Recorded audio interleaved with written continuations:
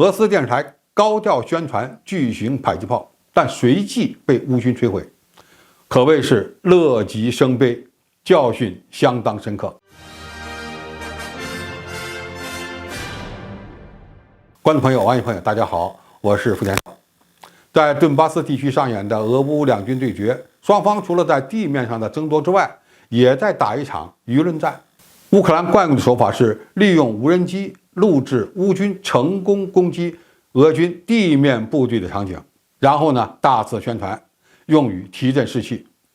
俄罗斯媒体虽然遭到了西方国家的全面封锁，难以对外发声，但是呢，在国内也积极地发布俄军在乌克兰作战的进展，特别是展示俄军特有的强大武器系统。但是由于缺少必要的保密意识，俄罗斯电视台刚刚报道完拆楼神器超大型的 2S4 郁金香240毫米自行迫击炮，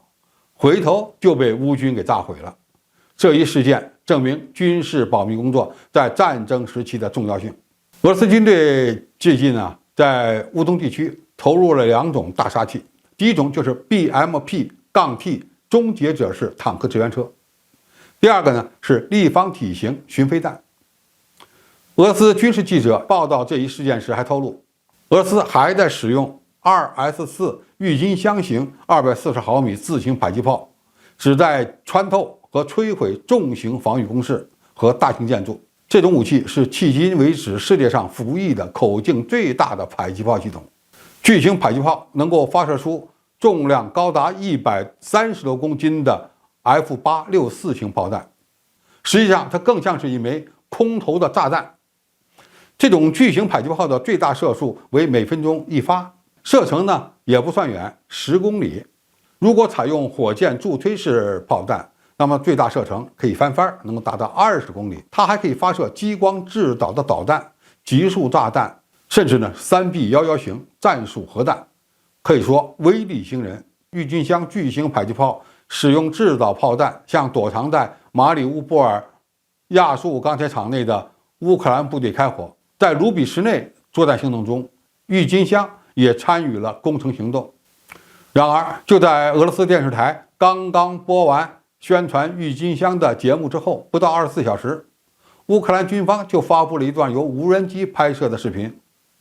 该无人机俯视着建筑物附近的一个地点，此时郁金香巨型迫击炮正在被大火吞噬，多达40发超大口径的炮弹在一个巨大的火球中被引爆。乌克兰方面称，乌军是使用俄罗斯电视台播放的电视片段的图像，对郁金香迫击炮的大致位置进行了地理定位。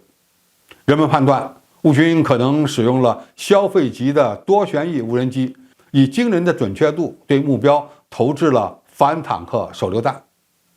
也可能是用巡飞弹或榴弹炮对 2S4 郁金香阵地进行了精确打击，能用无人机拍摄攻击的效果，证明无人机在这场报复式的攻击中再次发挥了重要作用。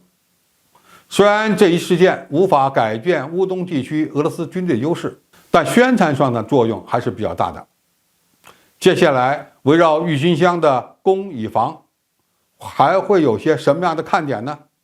俄军最近的军事行动正在让位于北顿涅茨克的 1.6 万乌克兰正规军陷入包围圈。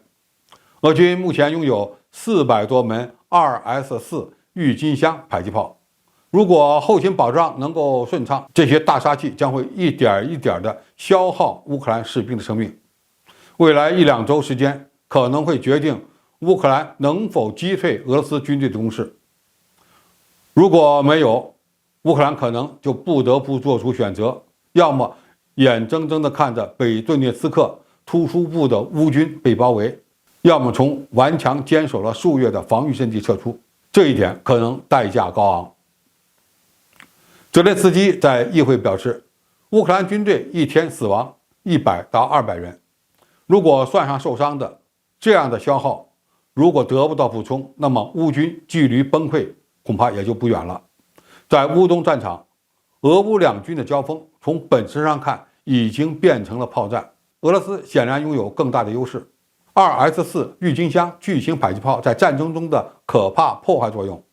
当然也包括其在战争中受损的情况，对于俄乌双方来说都是打舆论战的好素材。预计未来这款巨型迫击炮还有可能会成为战场较量的焦点。好，今天的评述就到这里，谢谢大家的收看，我们下期再见。